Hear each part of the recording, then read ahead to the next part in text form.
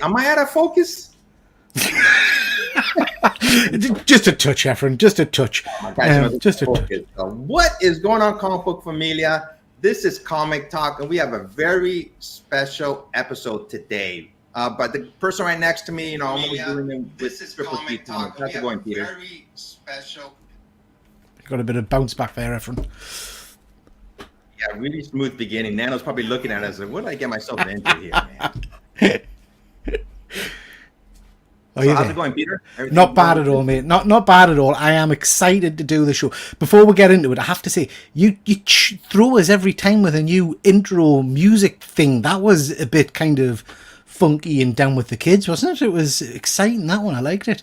That was last minute, basically, because I had the video already, but I forgot to add music to it. So I just added it really quick. So very cool. I'm out of focus here, so bear with me for a second. Yeah, sure, no problem. I'm excited to do this one, Efren, because as you say, we're meeting a pal of yours, Nando, who has done what I think a lot of we want to do, which is started their own comic selling biz. Because, I mean, I think we've talked about it before.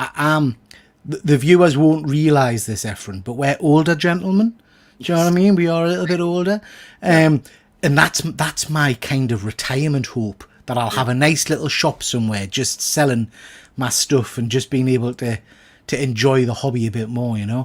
So hats off. I can't wait to talk to him about how challenging actually making money in this business is and the trials and tribulations that go along with it. Yeah, with that being said, let's bring him on.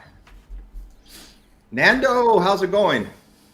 It's good, guys. Thank you for having me. Thanks for coming on our show. So this is we've been doing other interviews pretty much for about a month now or two. You're the first vendor to come on, and I thought of you because Nando and I and Dan Delatorre, we do a monthly show, Comic Culture, and Nando's such a good guy. Just like when I met you, Peter, I knew you were a good person. Same thing goes with Nando. I met on another channel, a Hood Rats channel, I believe, and I seen him. I go, "This is a good guy." And then we just started talking, but I'm telling him all this origin story. But Nando, how's it going? It's good. It's a beautiful Monday. It's not so late on our coast or on our side of the pond, so it's it's not too bad today. Yeah. It's 12 o'clock here, and it's 8 o'clock over there. Peter's going to bed right after this. Yeah, so. I'm ready for bed, ready to be tucked up with a hot water bottle. And a hot cup of cocoa. Efren, just before we start, just quickly jump to the chat. We've got a few people watching, so nice to see. We've got Tragedy Tales, nice to see you, my friend. Hope you're well. We've got Fuzzy Dunlop, always a pleasure to see you, Fuzzy.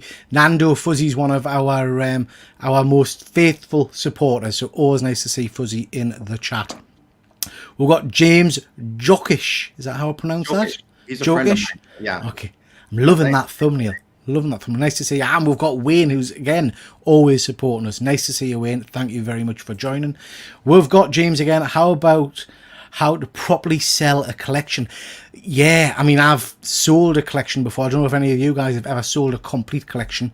I had to sell mine when I first had my first children, and I was absolutely screwed over by a big time collector in the UK, and I regret it ever since. But that's maybe a question for later on. Be interesting to know about big collections. Yeah. Fuzzy, that's a shirt for the ages. We've just been talking about that, Fuzzy. It's a stunning shirt. Love it. Love it. Thank you. All right, Nando, you ready for the first question? All right. Shoot. This one is before we start talking about you being a vendor at all, but before we get to know how you became a vendor, tell us your origin story, how you got into comics, and how did you come up with the name the Nando Knight? Well, coming out of it was a opera show one night. Had to walk down a dark alley. I'm just kidding. Wrong origin story. So my origin story. My dad was an immigrant to the United States. Came from Brazil in 1956. He loved Superman growing up as a kid. He used to read Superman books to tell himself what the United States would be like. Obviously much different. But he was a big Superman guy, and growing up with the comics and the serials, the black and whites to the Christopher Reeves films, all of that going on. I mean, when Man of Steel came out, I took my dad to the theater to go see it, and he came out of it going like, there's a lot more gunfire in this one than I'm used to, and it's like, it's different, right? So growing up with him, and we used to go toy hunting, comic book stores, all these different things as kid when I was a kid. And you always want to be like your dad, but you always want to have a little bit of rivalry with him too, because the little builds up a little bit as you grow up. And for me, so I wanted to stay in the same vein with the comics, but I think mine was a little darker. So I went Batman was my favorite character as a kid. Plus, it was the car. As a kid, you get to play with the cars. Chicks dig the car, isn't that what they say? Dig the car. Yeah.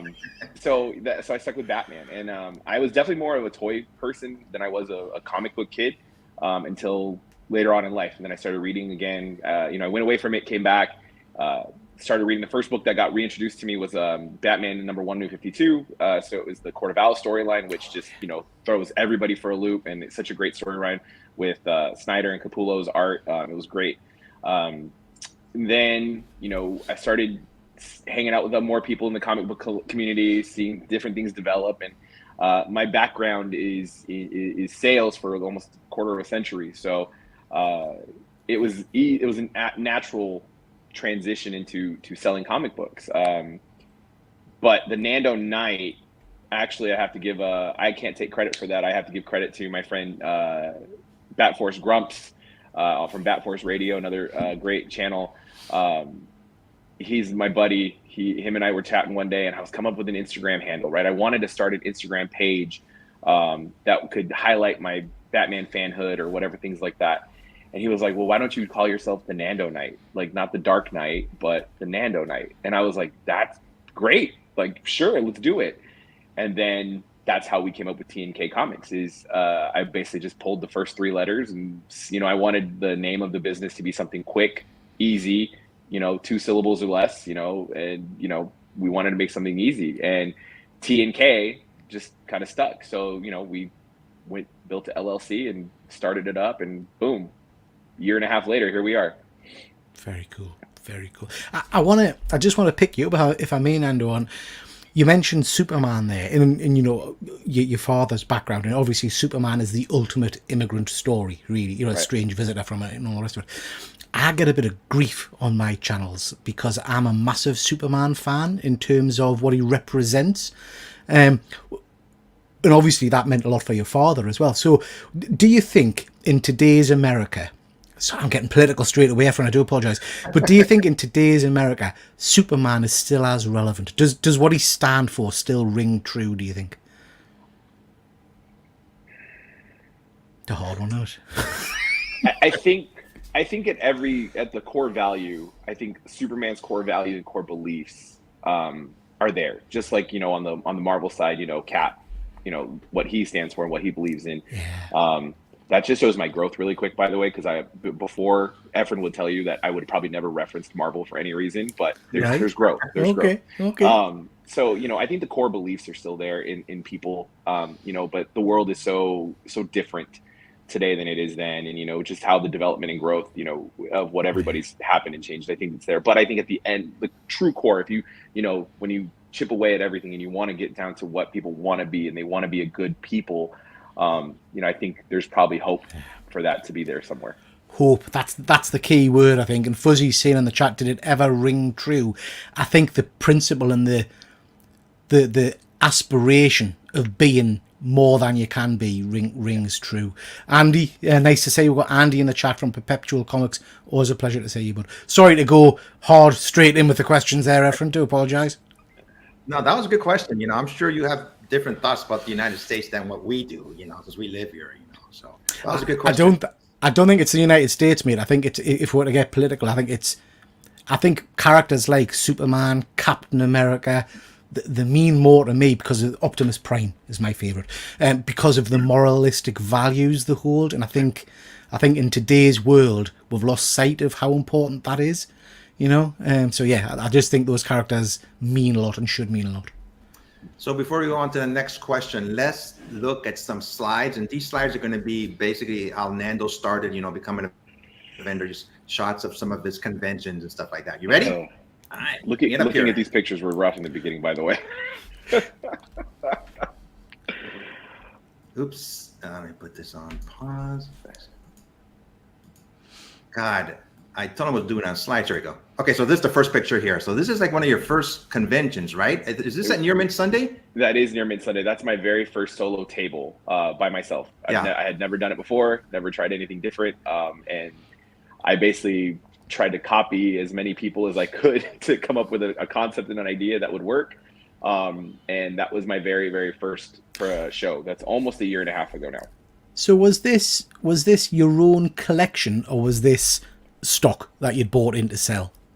I would say 90% of it was mine to jump into, right? Because there was an adage that I took on that, like, if I'm gonna believe in myself to do this, I have to let everything go, because whatever really was meaningful will come back to me, and if not in a better place or more of. So this was my buy-in, right? Like, I'm all in. So this was the start. This was the boulder getting pushed up the hill to start going downhill. Yeah. I remember this con. I went to this one. I remember you were outdoors, and I seen you and wow, man, you go, he's really doing it. You know, he's indoors now. But Near Mint Sunday, it's a show that's on Sundays, Peter, but they're doing it this Saturday just for a special Saturday, and he's indoors now, by the way. Right. You know, Okay. so. I moved up in the world. Is that how the ranking system works? Is it you're out in the car park to start with, and then you gradually get inside? Yeah. Put the rookies outside, and then, you know, he's a veteran over a year now, so they put him inside now. And here is another picture of him at the Near Mint Sunday. Were you nervous at all? Because I was nervous for you. No, not really. Because, you know, in sales, everything is relationship building. It doesn't matter what you're selling. It just depends on how you can speak to people.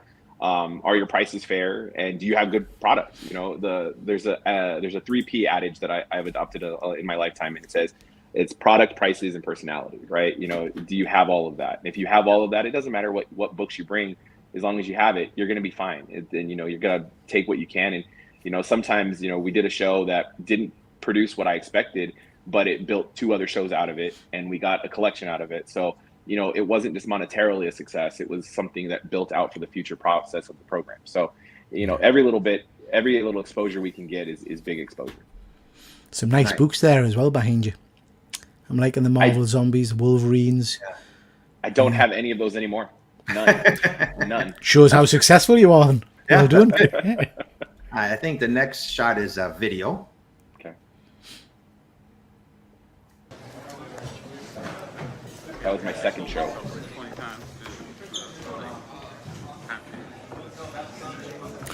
I'm already jealous of your short boxes there, because those black crates are incredibly hard to get a hold of over in the UK. Really? The sell for, I think it's probably around about, correct us in the chat if I'm wrong, Andy might know, I think about $60 for a crate. I've got 3 of them, I think, but they're really hard to get a hold of over here for some reason. I think here they cost in the $20 range, I believe. So really, and if you have a BCW account, it's probably around like $10 a box if you have the account. Yeah. Wow. Yeah. Which Crazy. Which we do. And this is another Near Mint Sunday. That was the second. Yeah, that was the second show we did. So within 6 to 8 months from the first show, from one table, we expanded out to that in the second show. So still one normal 8-foot wall. It's an 8x8 wall, and then 2 6-foot tables in front. So there was growth already from one show to the next. It's still a little hodgepodgey in my opinion, but you know, that's growth. So that's what we wanted to see. So do you man that by yourself, or do you have someone helping you? In the beginning, sorry, I shouldn't say in the beginning, it was just me. The company is just me. It's my sole brand. Like, everything I do is on my own, but I'm really fortunate to have friends that are very helpful and that want to help see this succeed. So they volunteer their time.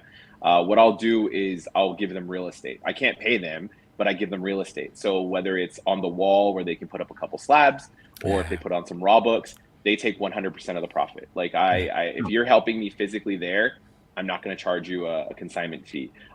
What you sell the book, boom, you made the money. Yeah. Nice. I guess I ask the question because I go to a lot of cons in the UK and they're jam-packed, which I'm sure yours are in the States there. And it's a lot of product out in the open. Do you know what I mean? It's easy for people to grab stuff, I guess. So I guess if you're selling at these kind of things, you've got to have your eyes open and your wits about you, I would imagine. Yeah.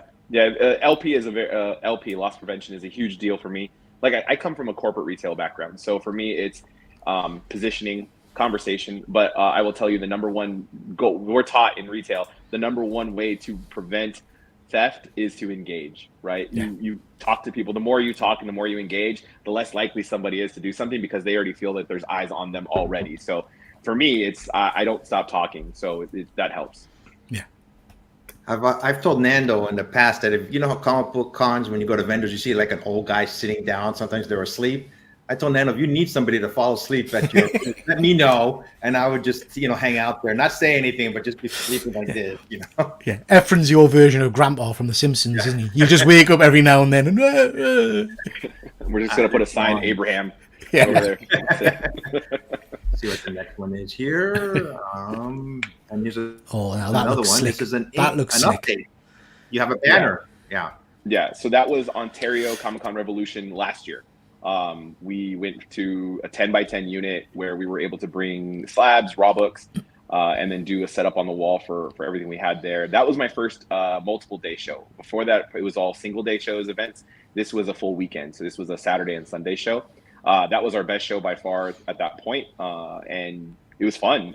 You don't think about how much fun these are because of all the work that goes into it. Like it's a lot of physical labor. Like you do the day before setup, you test things out because in your mind, it's one way. And then you get there, the space may not be exactly what you thought it was. And you're like, all right, well, how do I make this, shoppable? And like I said, that's my retail background is shoppability, comfort for the guest. Do they have access on all points? So with this booth specifically, you were able to come in, view the wall on the back end of it, underneath the banner. You could dig there alphabetically, right? That's another thing. We made alphabetical order on all the books. You had all the call outs that were standing out of the bin, so you knew where you were. And then on the outside part, the very front row, that was where you could dig on the outside of the booth. So that gave room on the interior for everybody to shop. You see, 2 points on that one. First of all, that display looks stunning. I think there's something really alluring about the red and the black. I know it sounds a silly thing, but it makes it stand out. But for me, I, as an older chap, get so angry and sick of going to cons where the key books, because I predominantly collect keys, is on the wall right at the back, and I cannot see the prices. So I'm literally taking photos with my phone and zooming in so I can try and get, because they'll not let you pass that line. Do you know what I mean? You can't break the line to get near the books, and that turns us off straight away. I tend to just walk away from it, to be honest. So the setup you've got there is superb. Yeah, and not to cut you off, Efren, if you were going to say something, but the idea is I don't want to take these books home. They're heavy, right? So the idea is to sell it, right? So therefore, if you can touch it, putting it in your hand 9 times out of 10 is going to increase the opportunity that you're going to want to take the book home. So touch it, right? Like I'm not asking you to, have meat clubs as your hands and be like, you're rough on the book. Like I can obviously see like if the book is going in a different direction, if things are a little south, I can pull the book back, but I can, if you're asking to touch the book, more than likely you're going to be more delicate with it because not to just grab and such, but I want you to touch the book. I want you to see the book. If you want to open the book, I'm more than willing to open it for you. I put it out in front of people for them, let them go through it so they can get it, because the idea is you want to buy the book, right? Yeah. That's the whole point of it. It's not a museum. I don't run T&K Museum of Natural Comic Book Art. I run T&K Comics and Collectibles. One good selling point, and I've told this to Nando before, we've all been to cons so many times now. And when you go to a vendor, sometimes they don't even look up and say hi to you. Nando is out there up front, a salesman, he's talking to people, makes you feel more comfortable. And for me, that makes you want to buy a comic book from somebody, that got a very good I appreciate that effort, because that's, like I said, I was in retail since I was 15 years old. And it's been almost 23 years that I did it. And I quit my corporate job a little over a month ago, and this is full time now for us. And, May by itself, you'll see some more pictures, but just in May alone, we did 4 shows in 4 weeks.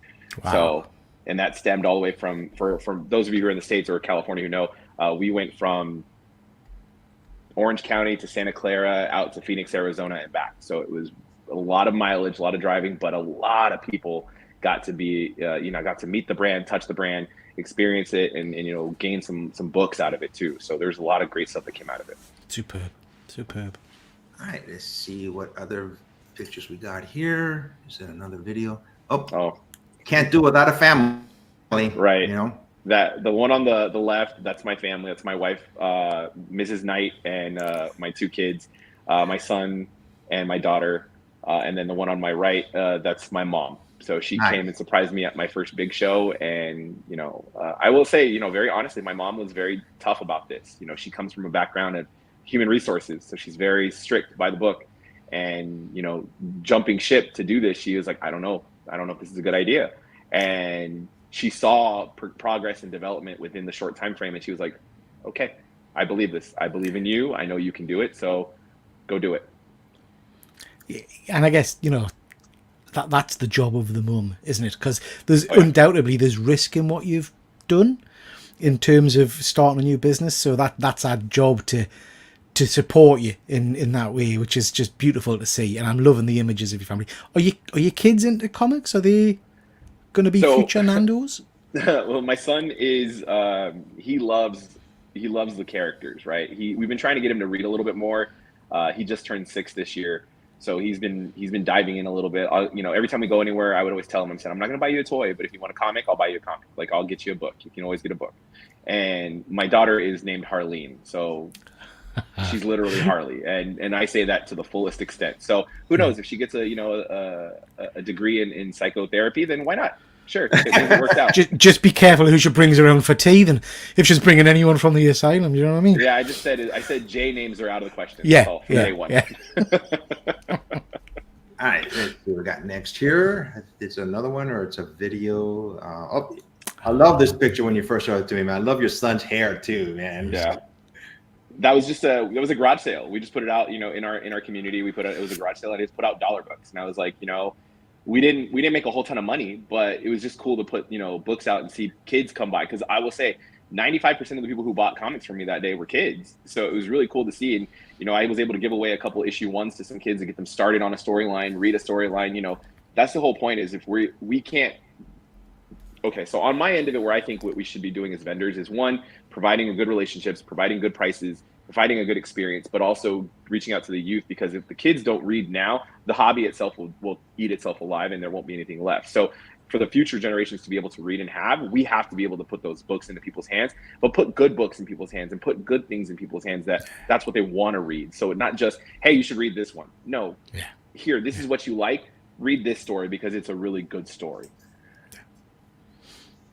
All right, let's get on to the next slide. We have a few more slides and a couple more videos here. When we've done this, sorry, Ephraim, when we've done the slides, just so people in the chat know, Andy's posted a few questions. So when we've done the slides, Andy, we will come back to your questions, mate, because they're good ones. Is this comics and cocktails? No. So yes, so the one on the left, the smaller booth, that was an 8x8 booth. That was a challenge to create something that worked to sell. And that was our first comics and cocktails show that we did, which is a brilliant show because, you get an ice cold, pint, and you can walk around and buy some books. Now there was signage that said, if you spill it, you buy it. So that was great. And then the very next booth, the next time, that bigger, longer table, that was the second comics and cocktails. And we went from an 8x8 to a 30x10. So it went much larger. So we were able to put out 2 8-foot walls, an entire inventory line, plus we were able to put out dollar books too. So it was really something where we were able to do it. In the corner, that's Swaggle House. That's Mickey Finnegan in the corner. All right. Okay. Yeah. Very cool. Again, looks very, very professional. Looks really cool. Where is this at? So the one on the left, that was Comics and Cocktails that we just got an action picture of people digging. Okay. And then on the one on the right was a show in Temecula, California, which is the one you attended there, Efren. You actually came to the one, you saw me the next day when I was outside. Oh yes, yeah.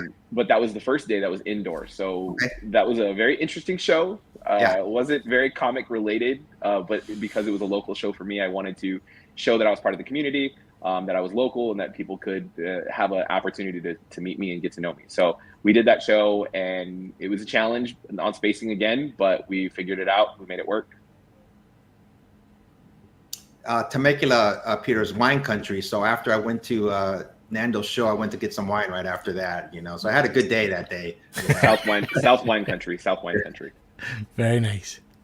Let's see here. I think next one is a video. Oh no, it's another shot of. That's the last Near Mint Sunday we just did in November. Okay. So now Near Mint Sunday has gone from a 2-table show to like a 4-table show plus 2 walls, and then according to CJ, shout out CJ, in Near Mint Sundays, he made me an anchor vendor, and I was like, why am I an anchor vendor? And he was like, because you are. And I was like, okay, well, thanks for that, CJ. So we were one of the bigger booths at that show.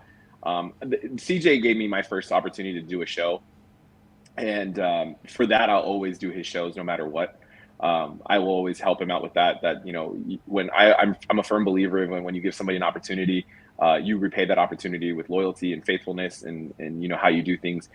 He runs his business very well, very tight. I couldn't say more positive things about him without getting a check. So, I love his show, and I'll always do his show. So that was the last one we did. Yes. Like November, I believe. Yeah, Near Mint Sunday is around the Anaheim area, so it's about an hour and a half from my house, Peter. But I'm going to be there this Saturday, to help, not to help Nando, but probably buy some books off of him, So Yeah. I might have a Marvel Tales for you that you might want. He didn't have time to do his mustache, man. That's how much of a hurry he was in. What? And that's Near Mint Sunday, right? Yeah, that was Near Mint. That was the same setup. I said you were such in a hurry you couldn't even do your mustache. He did. He did what I did. Yeah. And where's WonderCon. WonderCon. So this was my first 3-day show. This was this past March into April. So this was over Easter weekend. This was a 10x10 unit that we were able to do. As you can see, there's some progress and growth. Now the banner sits above the booth. It's no longer in the booth or on the tables. We were able to bring everything to the show to work it out and have our best opportunity there. I mean, we met thousands of people at this show. We did extremely well sales-wise. We could have done better, in my opinion, if the show had a little bit better marketing. But also, it was a bad weather weekend for us. Yanks don't do well with rain, so the minute it starts to sprinkle outside, everybody runs inside and stays there. And then it was also Easter weekend too, so the holiday of kept people home or in other places. So even though with all those challenges that were out of our control, what was in our control was the experience we could provide inside the booth, and it was fantastic. So we had a lot of great things come out of it. We got 2 shows out of it, and then we got another one booked out of the year too. So it was a lot of fun stuff that happened with this one. Yeah. I'm sorry, That's Peter. great. WonderCon is the sister con to San Diego Comic-Con, but it's held like in March and April. And I was there for all 3 days. Yeah, the weather was, like I said, when it was rainy and windy, and they did it during Easter, I was like, man, why'd they do that for? But it was a good con. I had a lot of fun. Yeah. All right, let's get on to the next picture. See what it is here. And where's this at? Shortbox Live. Oh, okay. All right. So I was, first and foremost, Shortbox put on one hell of an event. This was by far one of my favorite shows I've ever done. The community really comes out for this show specifically. I was lucky enough to meet Efren's counterpart, Dan De La Torre, at this show, and Dan is a class act. Shout out Dan. But we tested a new setup for this show specifically, where we created a floating island to let people dig all around the island, while we had 2 walls set up, one of pure slabs and one of pure raw books, wall raw books. And what it did is allowed, we were able to push out a little further, being a corner unit, so we could kind of take up a little extra space without using it.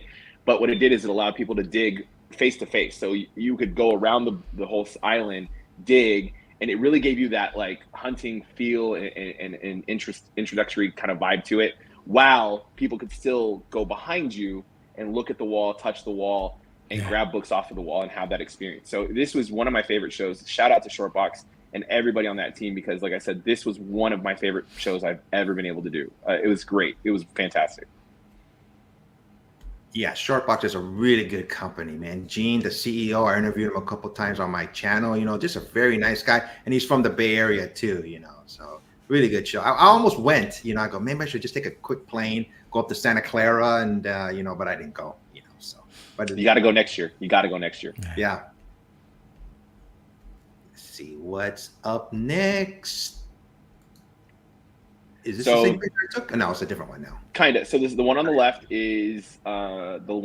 Was short boxed. That was just my buddy taking a picture of me. I'm really bad at taking pictures for myself or doing things like that because my head is usually so in the game. But I kind of like put myself like a timer and like a little alert, like, okay, I got to take a picture because you got to do it for the gram. And or else it didn't happen, right? If it's not on the internet, it didn't happen. Yeah, it's not there, it didn't happen. Yeah. So we did that. But that picture on the right is actually Ontario this year. So same thing. We added 2 walls of books. We did the same kind of setup that you could go in and shop, and then we put the banner on top, which is great because having that banner sit above the booth, you're easily located. People recognize the banner and the brand now, so people are coming back to me. And I'm also a creature of habit, so I like to buy the same booth where I was at, so that way repeat customers get to come back year after year and they know where I'm at. One thing when Nando is at cons, I'm not sure if every vendor does that, but he does giveaways. All right. That just adds to wanting to go buy from you, So that's a good point. I mean, it's a good thing. I like when you do that, So. And let's see what's up next. We're almost done, folks, and then we'll take all the questions. This is, where's this at? Phoenix. This was 2 weeks ago, Phoenix. Okay. 10 a.m. That means the exhibit halls are open, and welcome to Phoenix Fan Fusion.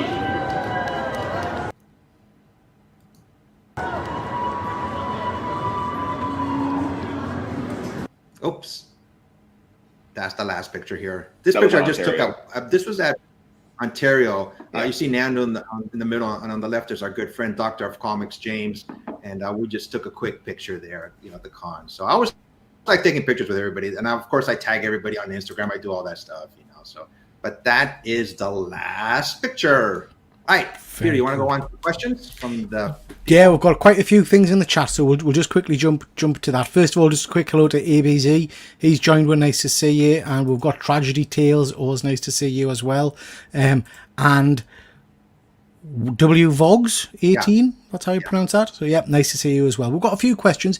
So Andy's a good friend of ours, Nando, who also does a little bit of selling on eBay and things like that. But we've talked previously about doing a kind of a con together and selling and things like that.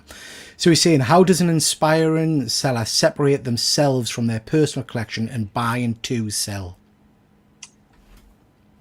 It's okay. That's a multi-pronged answer, I think. So let me start with the first thing. You don't have a PC anymore. Yeah. That's my understanding. For me, I'm a Batman guy, so there's very few things, and the thing is, I separate them into make keys. For me, I only want covers of Batmobiles. So Batman 20, Detective Comics 156, Batman 203, things like that. There was another Tech 147, I think that was another good one, or 247, I think. But for me, it's Batmobiles. My dad is a car guy, so growing up, cars were really prevalent in our home. So for me, if I can get Batman and a Batmobile together, like that's something I'll buy. They're harder to find. They're not as, available. So when I do get one, it's a special buy. It's not something that you just go find every time. Although at Shortbox, the booth next to me, he had both 156 and 20, and I was scared because I almost bought them both. But I think that's one of them, is you realize that everything you have in your collection, or everything you have in your inventory, you'll hear me reference it as inventory. You won't hear me call it a collection. Because that's one way to separate the idea, is everything in the inventory is my collection until I sell it. Yeah. And therefore, until I sell it, it's somebody else's. So I get to enjoy what I have. Books that are on my wall that are really nice, I get to enjoy them until I don't. And that's the separation on that, I think. So just as a follow-on question to that then, is there any book that you've sold that you've kind of had that gut, don't really want to let this go, but you've had to let go? The first one of the first big books I ever sold was the Batman Adventures 12, first appearance of Harley Quinn. Yeah. I bought that one when I wasn't selling yet. I bought that for myself because my daughter's name is Harley. So I bought that as a keepsake, and I said it's going to come back to me in a better. It was an 8.0 CGC slab, and we sold it. Earlier this year, we picked up a 9.6. So nice. It came back better grade than I thought, so even better. So that's the belief, is that you gotta let it go. It's right. If you love something enough, and if it really was meant for you, it'll come back to you. So I think that was my first big one that I ever did. That was kind of rough for me. There was a Frank Miller and Brian Azzarello DK3 that I went and I bought the book myself. I had them signed and witnessed by myself. We sent it to CGC. I got it back. It was a 9.8. That was my first, like, I did all the groundwork for that book, and that was a hard one. So that was a big one to sell, I think, out of there. But really, there's when you're selling, this is the customer service industry first. First and foremost, you have to understand that, because if you're not willing to make that relationship with somebody, no one's gonna buy from you. Like, why? Oops, he went away there. See if we get him back. So, speaking of selling books, really quick before we get him back. Sorry. Go ahead. The idea is, that's what our job is, to provide joy through a book for people. That's our job. So we have to do that. That's how it is. So when you're selling that stuff, that's what you're doing, is you're providing that joy for somebody else to have. And same thing when you're buying. You got to buy an understanding that, hey, this is hot right now. Hey, this is a good key. Hey, this is important. Hey, this is a good condition. Even buying lower grade books is important too, because there's people out there that can't afford an FF 49 or a 48 or a 52 in high grade. So even getting it in a 10, 15, 20, that's valuable to somebody. So if you can provide that value to somebody, why not? Like, we had an ASM 4 at Shortbox, rundown condition, lower grade. Somebody said, hey, would you take a cash offer on it for this? Yes. Yeah. And the guy was like, oh, okay, great, and done. But the joy on the guy's face, having him hold it, looking at it, and then also watching him check the box off his list, that was joyous, because it's like he got to get something that he's been hunting for. And, he even said, this is lower grade than I'd want, but I don't have this book at all. So now I have it. Well, what is it? They say low grade's better than no grade at all. So it's always worth, if it's a book you want, get it, whatever grade you can get, And he's got a couple more questions for you, Nando. So this is an interesting one. How do you manage your stock? Because I'm assuming you've got quite a large inventory when selling across platform. Do you use some kind of app? How do you track what you've got? So I learned this from Bill Poncetti, Fantastic World Comics out in Arizona. I learned this trick from him recently. It's an old school trick. You got to write it down.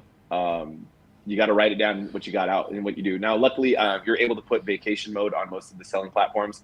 So when I do a show, I go on a vacation mode. That way I'm not selling something at the show that's at the show. And that way, when I get back, I rerun the inventory, I recheck, and then I'll reactivate the account from there. So that way, whatever's current, if I need to remove or if I have to add, I can do so from there. Yeah. Okay. Nice. So, sorry, Efren, were you about to say something? No, I just said nice. Yeah. Tragedy Tales is just pointing out here that I've got him addicted to Whatnot. It's a dangerous platform. It's too easy to buy stuff. Is 9.8 379 is a nice pickup, mate. Is Whatnot something you sell on?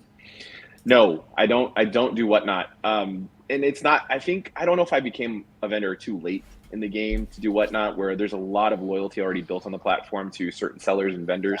I don't know if I'm too late into it now where it may not benefit me yet. We may test it and try it out, but there's going to be a lot of eBay Live and Instagram Live going starting this month and next month heavily. I don't have a show booked next month at all. July with family vacation month, so we're going to be out of town. We have family coming in, and then we have San Diego for a whole week. So there's not a lot of room to wiggle in that one. So it's going to be more digital for July for us specifically. But August, 2 to 3 shows. September, 2 to 3 shows. No, October, 2 to 3. November, 2. December, nothing. But it's the year is already booked out. I already have shows starting to book for next year already. So wow. I'm very calendar oriented. I have to have shows ready to work, because it gives you that thing to work for instead of just waiting for something to come in. You got to go chase it. So that's how I'm built for that. Yeah, absolutely. Yeah. Andy said this a few times to me. Whatnot's where fair market value goes to perish. Some of the prices on Whatnot are quite interesting. Final question from Andy, then we'll move on to your questions again. Sorry, Efren. That's okay. Andy's saying, what's your method of choice to ensure your books are priced based on fair market value for each con?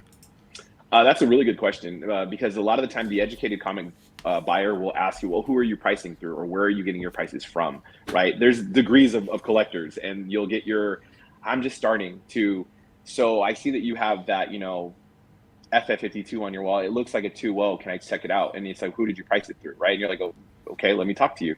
For raw books, you know, you have a GPA analysis that you go through a lot of. You know, a lot of slabs go through Go Collect. You know, Key Collector is there. I don't really use Key Collector very much. And then eBay, you have to go through the last 3 sales on average. So for me, when I'm pricing week of or 2 weeks out, a lot of the graded books for me will price 2 to 3 days ahead of the show because I want it to be as current as possible, right? Our job is not just to physically be at the shows, but our job is to bring the right prices, the right product, like I said earlier. So it's my job to prep the books and to have everything ready so that way you don't have to question it. You don't have to second guess it. It should be something that you should look at and be like, yeah, this is the right price for this book. Let me just buy it. And if you want to challenge it and you want to look at it, you want to make me an offer, by all means, that's your availability and that's your freedom to do so. But understand that when you see my prices, they're more than likely going to be like, yeah, I'll buy it. Sure. Yeah. No, I think that's a great point. And Andy's saying, sorry for asking so many questions. No, mate, this is exactly what we want, Andy. It's great to have your input. Fuzzy mentioned pictures of tables with lots of comics, and that kind of leads us to a quick question. I do apologize, Efren. I'm taking over. But it's our show, Peter. That's quite all right. You know, I'm learning a lot too, just listening. Just a quick question in terms of pricing and tables full of comics. Your long boxes, short boxes, where you've got probably thousands and thousands of books, are those books individually priced, or do you price them when the person hands them to you and says, I'd like to buy that? No. That's the right answer, Nando. That's the right answer. Yeah. No. So we have, on average, when we take to a show, we take anywhere between 26 to 34 short boxes of inventory. We take an average of anywhere between 8 to 12 long boxes of dollar books. I'm a little OCD. My dollar books are actually color coded with a sticker on the top where they're red, green, or blue. Red will stand for Marvel, blue will stand for DC, green stands for independent. But that is not just for me, but that is also for the guest who's buying, because if they're buying a stack of dollar books and then they get a stack of inventory books, you know, you want to be able to separate that. So whether it's myself or my friends who are shopping or working with me to help bring them up, if they see that sticker, they know it's a dollar book no matter what. But no, everything is priced. And if it's not priced in the main inventory books, I take the hit and I make it a $3 book regardless. It's a $3 book. And if it's more than a $3 book, okay, I didn't do my job well enough, you take the W on it. See, I think that's amazing to hear, because there's a very good, I'm not going to name it, but there's a very good, decent shop near me that has a big inventory of back issues. But what they do is, when you hand them the stack of books, they literally go to eBay and they have a quick look and see what the rough price is on eBay and then pick a price, and it does my head in. It's like, come on, that's not fair, you know? But yeah. I think that to add to that, I think that's, oh boy, I don't want to start international problems over here. I think that's lazy. Like, you shouldn't have your guests or your clientele do your work for you. Yeah. Now there's a lot of things that I do learn from our guests on the daily, because that's one of the biggest things I learned in sales is use your clients and your guests to educate you as much as you can, because they know more than you do, right? They do. Like, that's the bottom line. Like, I learned from Efren, I learned from everybody I talk to, because there's something that they know that I don't know, but that helps me learn. But I'm not going to sit there and have you dig through my books and be like, hey, did you know this was a key? Yeah. And then me be like, hey, let me price that and throw it on the wall instead of the dollar bin. Yeah. Sometimes I've made errors growing up with this business so far, where I've had good books in my dollar bin where people have been like, he's selling stuff cheap. Honestly, if I get them cheap, why shouldn't I be able to pass the buck on to you a little bit too? So a lot of the time when you buy a collection, you're paying 35, 45 cents a book. I put it for $1. Oh shoot, I made 55 cents. Like, that's fine. Yeah. Like, we'll figure it out. And, it always balances each other off as it goes on in a show. Sometimes dollar books will do better at one show versus the main inventory or slabs. It balances. It's all a constant game of figuring out what's working now and not. Yeah. Fuzzy's just saying in the chat here, he had a well-known retailer recently get in touch to inform me that they had to cancel one of my new releases because it had gone up in value before it was officially released. That's bad crack, mate. That's bad crack. Yep. All right. Any more comments, Peter? Should we go on to the next question that I have? No. Just Fuzzy pointing out it was $5.99 book and they wanted £15 for it. Greedy so-and-sos. Yeah. You've kind of answered this, but I'm going to ask it. It says, besides selling books as a vendor, what else are you using to sell your books? So I'm a retailer. I'm an old school retailer. I love the in-person selling and opportunity to have conversations with people. But we use Instagram to post some books. We'll use eBay. We'll use Shortbox for those different platforms. But for me, I get the kick, the physical visual representation of putting up nice walls and making things look pretty, and all the wall stuff is in Mylar. Everything looks good. That's, to me, presentation is key. Because like when you eat, right? You go to restaurants and you get a nice meal put in front of you. You eat with your eyes before you actually even get to taste it. Yeah. So same thing. You shop with your eyes before you even get to hold it. So I think that's really important for me. I love that part of it. But Shortbox has been really good for me. I was really fortunate to be invited to do that show. We've seen success with eBay, but man, does eBay's fees and stuff eat at you a lot, because there was a book that we sold recently and I was just like, man, I should have just not even put it up there. Yeah. Do you ever think about going on, you said Instagram Live at a show? I've seen other vendors do that. Okay. Humble brag. I swear this is not being boastful. We're too busy. We don't ever get the opportunity to really do that, because I don't want to take away from what I can have an interaction with the guests, right? Like, how would you feel if you came up to my booth and at that point in time, even if we were just a little busy, like, and I know a lot of vendors do this, and that's fine, because that's their brand and they've already established that. Mine hasn't. So I don't want it to be something out of the blue or new to them, and where that's not an expectation. I want you to come up to my booth and be able to say hi and have a conversation. How's your show been so far? What have you picked up? But outside of that, like, imagine you coming up to my booth and I'm just sitting there on my phone doing something. Like, that's not who I am. And that's not saying that that's less or greater than, but that's, for me, the way I work. That's not how I work. Nice.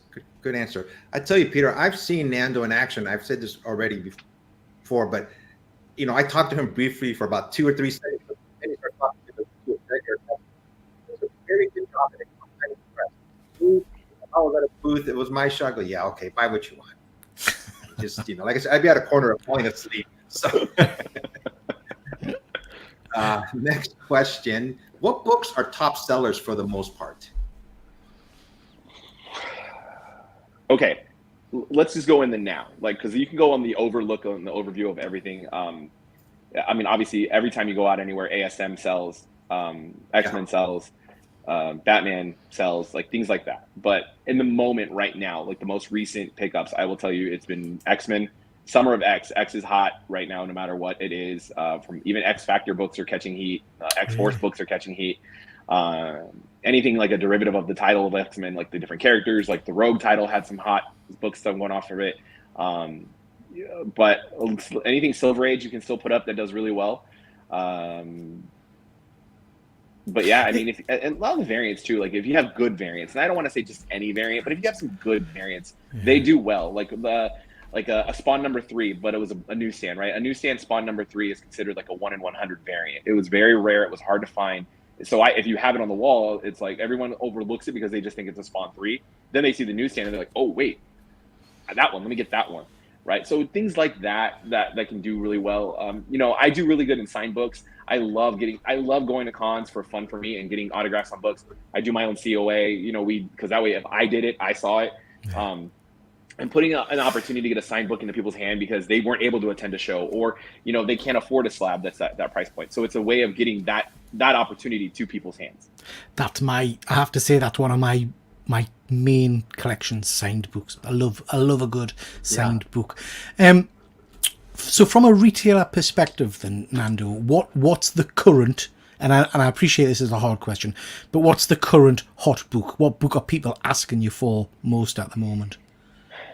I don't really have new books, like main title books, like that are coming out weekly right now at the moment. We have some, but not a lot. But the, Doom was a big book that everybody kind of started asking for, the one shot. But for the most part, it's, like I said, it's anything X-Men. And it's that 94 to 166 kind of run that everyone's looking for right now, because that's kind of the most relatable out of X-Men 97 that kind of rebuilt a hype for it. So a lot of that is what's coming out of it right now. Do you think that's because people are hopeful that when the X-Men join the MCU, you might get a bit of a bump on those books? Probably. I mean, depending on where they're going to take the X-Men from and start it from, what storyline and what story arc potentially. Because, I mean, we already saw that in FF with Fantastic Four, they're going to be starting from like the 60s run, right? So that's what they've already kind of said that they're going to be doing. So obviously more modern stuff isn't going to be the pick. It's going to be a lot of that older, late, early Silver Age stuff is what we're going to be looking at. Yeah, exciting times. Exciting times if you're an X fan. I have to say I'm excitedly coming out of the Krakoa age because that wasn't my favourite. So I'm excited to see what comes next.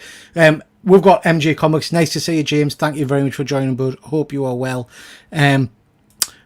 Fuzzy saying that's the book he's talking about, that the retailer cancelled. Am I right in thinking, I mean, I read that, Fuzzy, I didn't think it was very good. Am I right in thinking that spiked in hype because of, is it a rapper that was? Yeah, MF Doom. MF Doom? Yeah, that was mentioned in it. All right, next question. Inventory is very important. How often do you go looking for books to add to your inventory? Always. Always? Always. Literally, I mean, there's days I designate. I mean, now that I'm doing this full time, like there's days I designate to be out. But there's also opportunity when you go to shows to try to dig and dive. I wish I had more time to do that. I really did. But I don't have it yet. So we're always fielding offers and listening to people about collections. I mean, I just talked yesterday. I had a conversation with a gentleman in Sedona, Arizona, about potentially driving out to pick that up. There's a guy in Las Vegas that I'm potentially going to go out and drive out to go grab. But it's, whoever you can. And I try really hard to build that reputation with myself and loyalty and honesty and transparency. I tell people up front, this is the numbers. This is how I get to them. This is where the value is. This is what I can offer you. So if it's something that we can work with, great. If not, I'm not upset. I try to give the best and most transparent information I can. Nice. Yeah, it must be good, but when you start to build your reputation and you have people approaching you wanting to sell the collections rather than you having to go hunting for them, I guess. Yeah, we're getting there. It's building. I mean, like I said, T&K is only 18 months old. It's still in infancy, in my opinion. But we're trying to make as much noise and waves as we can because I really believe in this. I really believe in this community, and I really believe in what we can provide to help people. Sometimes the comics are an escapism. It's a form of escapism. So if we can help provide that, why not? Yeah. Nice. So I know most of you've been sticking to the West Coast. How far, I mean, if you had a chance to go farther away, farther to other states, would you do that right now, or are you just waiting until your company builds itself up a little bit more? That's great that you actually asked that question. Next year, I am looking at either doing Heroes Con out in North Carolina, which is literally across the country. Yes. C2E2 in Chicago, in Illinois, which is Midwest. But there should not be a restriction on what we can and cannot do. It should be just, are we willing to do it at this point in time? Exposure is exposure regardless, whatever we can do. And the more we can branch out to hit other locations is great. I mean, there's a big show across the pond that I heard about, and then, maybe we can get over there one year. Absolutely. Yeah. Now, just speaking of the United States, if you go to, cons farther away from California, are you going to drive there? I've heard there's a lot of books. I've talked to a lot of different vendors and how they do that. There's freight opportunities that you can do, obviously, but whether or not you do it that way or you just drive it, right? And then sometimes a cross country trip might have to be the place. It might have to be the gig for that moment. But if not, I mean, freighting it is obviously an option.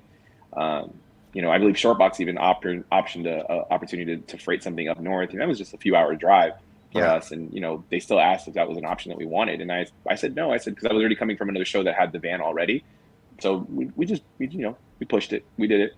Yeah. And my last question is, and give us a sneak preview of what's coming up for the rest of 2024. You mentioned 2025 already, but how full is your calendar? Okay, so June we have 2 shows, Near Mint Sunday on Saturday. Then we have Comics and Cocktails end of June, which is one of my favorite shows. I know I say favorite a lot, but these really are fun. They're just as much fun for me to attend as it is for guests to attend. So they're awesome. Shout out to We Can Be Heroes and Jose and that team. Julio. Sorry, Jose. Julio and his team over there, because they're just great people. They do so much good stuff with that brand and how they're really built that show out. July we're off, but I will be attending San Diego. Then August, we have a few shows to do in August, a few shows in September. We're actually going to be at Horror Con LA, Nice. Horror Film LA. So we're going to be doing that. Then August, LA Comic Con will be the big one for August. For October. I will be at New York Comic Con vending. I'm not vending, but attending. Just to do that one in November. We also have what they call Old Man Con in Sedona. Is it Sedona, or where am I going to go in Arizona? I'm going somewhere in Arizona for that one. And then San Francisco Fan Expo. I'll be at that one at the end of November, right before December. Nice. Busy. Yeah. Any other questions from the comment section, Peter? Yeah, we've got a couple. So we've got Canadian Survivalist joining the chat. Nice to see you, bud. Hope you're well. We've got Deadman joining the chat. He thought it was a 9 o'clock start. That's probably my fault because I've moved all of my shows to 9 o'clock, but we started this one a little bit early, so apologies for that, Deadman. But you can watch the rewind. I'm sure you'll enjoy that. I wanted to ask you before I come on to Andy's next question. Is it just comic books you sell, Nando, or do you do action figures, toys, other collectibles, or is it just comics at the moment? So the collectible aspect of the brand is growing in different ways, whether it's toys or whether it's statues or whether it's art. We're growing that wing of it, I guess you could say. Right now, it is very comic heavy, but there has been toys that we'll bring to shows. There, signed statues or signed items that we have that we'll put out there. There's some toy options that we've had with action figures or other toy things that we have, but I would say that right now that's a very, very small, maybe like 3% to 5% of the business at the moment. But the books are really the keys, because for me, I think that's where we have to really develop the brand first. Then it can kind of spread out a little bit and test other markets on that. Good stuff. And Andy's asking, I noticed you don't have a website. Lots of retailers opening Shopify accounts. Is this something you have considered? That's a process that we're working on, and I say we're, and I speak in the third person about this. It's just me. It's what I'm figuring out. But I'm really trying to figure out what direction I can go in with that right now. I have a couple people that I've talked to about web design to get a nice website set up to where we can have that done. I mean, there's people out there that have apps to work on their stuff, but I think in a way I'm a little selfish because I want as many of the books to go to the shows as possible. Because to provide that opportunity, but this year, by the end of this year, there will be a website or something of that source, whether it's a Shopify account or something that will allow us to have a better online reach. But in the interim, you do sell on Instagram, you said, is that right? Yeah, Instagram. So we'll post books on Instagram. We just did a story a couple of days ago of two of the new slabs that just came into my possession, which are some big books, and then. We'll do that and we'll kind of move it that direction. But Instagram, eBay, Shortbox, those are the three primary digital platforms. And will you ship to the UK? I don't see why not. Good stuff. Don't see why not. Good stuff. Excellent. I was going to ask, when Peter and I go to conventions, at the end of the day, we're done. We get to walk away. How long do you have to stay at the convention? And your books stay there, obviously, right? I mean, you just put a tarp over your site, or just there's just security around for conventions?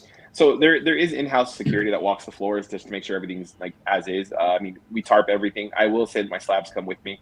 The slabs always come with me, especially because if I have consignment books, because we do consignment as well. The consignment books come back with me. There's no, look, my stuff has insurance. I don't want to even potentially have an issue for somebody else's books. If it's my stuff, that's fine. That's mine. I take responsibility. I take ownership. Somebody else's stuff, I got to take care of them like they're better than my kids. Yeah. Nice. Yeah. Any more comments, Peter, or we're almost done for today? No, our comments are done. I'll ask one last question. It's not retail based, if you don't mind, Nando. What's your grail? What's the one book? What's your book that you've got your sights set on, or you'd love to own? I mean, this is the typical Batman fanboy speaking out, but a Tech 27 or a Batman 1, I'd love to have those on my wall one day. But I kind of have my modern up to date where I can attain Grail. It was the Batman at the 12. Getting it in a 9.6, it was tough. Although I don't want to say it out loud, but somebody had a 9.6 Bruce Timm signed one.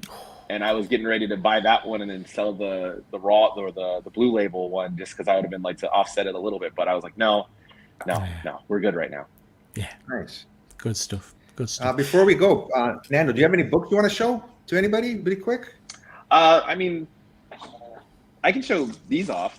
So these are the ones that just came in that are there. Nice. But these are the 9/8 movie poster variants that are actually signed by Michael Keaton. No, So no. we got the 89 poster, and then we got the 92 or the 92 Batman Returns poster. So we got them both, and they're up there. We just recently got the Turtles. It was a third print #1 signed by Eastman that we got. You can actually see my like fancy little stickers. These are all on the corners of the slabs, so that way people can see them from where they're standing. It's funny that Peter mentioned that. Just at Arizona, we got one of the foil reprints of Crisis signed by Marv Wolfman. That one just came in. We just picked up a Spider-Man, X-Men, Marvel team up, and then we had a. This is one of my fun ones that we just got. It was the connecting cover, Scotty Young covers. So that was kind of fun. We got those going on. I think that might be it. Oh, there is one that I got that I don't know. This might come into you, Efren, but this one just popped in recently. Ooh, nice. Ooh. But Nice. if you can see, there's Stan's signature right there too. So Right there. Nice. This is a Spider Stan signed by Stan Lee. So that one just came Very in too. cool. But other than that, I mean, just some more books. Those Kevin the Michael Keaton books are definitely the ones that just came in, the most recent, and they're gorgeous books in person. They literally have the photo card on the back to show when he signed, how he signed. So there's extra level of authenticity on those, and those are big boys. They even have the extra they'll even have the extra certification sticker on the CGC slab on what it is. So that way you know that you're really getting a really quality item. So those that are in the chat who know me well, Nando, are all compassionately because they know Michael Keaton and Batman '89 is my go-to. That's my. I can't beat a bit of Keaton. So yeah, very, very cool, very cool. So we'll talk after the show.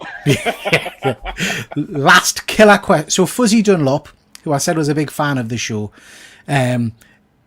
whenever we do an interview tape, he always has a killer question to end with. So this is a UK based question for you. Have you ever had mushy peas or spotted dick? Yes, actually, I have both. Oh, you see, Efren, you see. Yeah, I have. It's there was a box that my friends used to do. It was like it would collect foods or things from different parts of the world, and they'd send it to you. So there's been some spotted dick that has come in before, and the mushy peas. I'd had mushy peas. There was a pub where I used to live in San Diego. There was a pub that used to have a good English breakfast, but then also serve different types of delicacies as well too. I don't know where the Delicacies. Sorry, I don't know where the That's what video they is. called it. I don't know where the video is or when we shot it, but they asked me before if I ever had spotted dick, and I said, "What the heck is that?" Man, I had no idea. So I sent you a tin of mushy peas, and you watching you so tentatively trying those mushy peas, Efren, was superb. yeah, I did a quick video of that I tried some mushy peas, and Peter sent me an A-OK, and one of them was mushy peas. So I tried it, and I did a video on it. It wasn't that bad. I was surprised. You got to try everything once. You got to try it once, and if you don't like it, then you can at least say I tried it once at least. Exactly. I think we are done, right, Peter? No more questions? No more questions. Thank you very much, everybody in the chat. You guys have been great.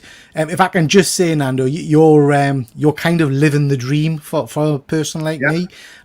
Absolute hats off to you for Thank you. kind of getting off your backside and doing it. Do you know what I mean? Because I have absolutely no doubt it's damn hard work, keeping the wheels turning. So huge tip of the hat to you, because it's something a lot of would dream of doing, I think. To quote one of my friends right now, he says, "How does it feel to be retired? Because I get to just go and goof off and have fun selling comic books to friends and other things like that." And I'm like, bro, I told him, I said, dude, if you only knew the work on the back end that went into it. So it's a lot of fun. It's hard, but like I said, it's fun. And I'm exhausted at the day after a show, but man, is it good to actually see the instant result of the work you put out, and you can see and then seeing the people that get to go home with stuff that they bought. There was a gentleman at Phoenix who bought, I had a set that was a 1 through 6 Infinity Gauntlet. 1 through 6, 9.2 was the lowest, but there was 2 9/8, two 9.4s, and two 9.2s, and each book had George Perez signed on it. Had the retired Deadpool asking for a 9.9 label, but then book 1 was 4 signatures plus a Rubenstein remark at a 9.8. Book 4 had 3 remarks plus 3 signatures at a 9.8. So it was a huge set. And the guy who bought it, he was just like, okay, I want this. And then and it's like, I pulled it off the wall, and even the wife looked at him and was like, are you sure? And he was like, yeah, this doesn't come around very often, and I need this. And so he bought it, and he went home and posted it on Instagram and tagged me in it and said that, that was the gem of the show, and that he has the perfect home for it, and it's never going to go anywhere else. So the things like that's kind of, that's the juice that keeps me moving on it. Yeah. Tremendous. Superb. This Saturday, like I said, Nando will be at Near Mint Sunday. They call it Near Mint Sundays, but it usually is a Sunday, but this time they're doing it on a Saturday, but they're still keeping the name Near Mint Sunday. I'm going to be there, and I'm going to be going on Instagram Live for at least, a couple minutes at least, walking around everybody's, booth and saying hi to everybody. But yeah, so everybody, thanks for showing up for our latest interview. And until next time, Peter and I were always asking people if they want to come on our show, to talk about comic books. But everybody be safe, take care, and go buy a comic book.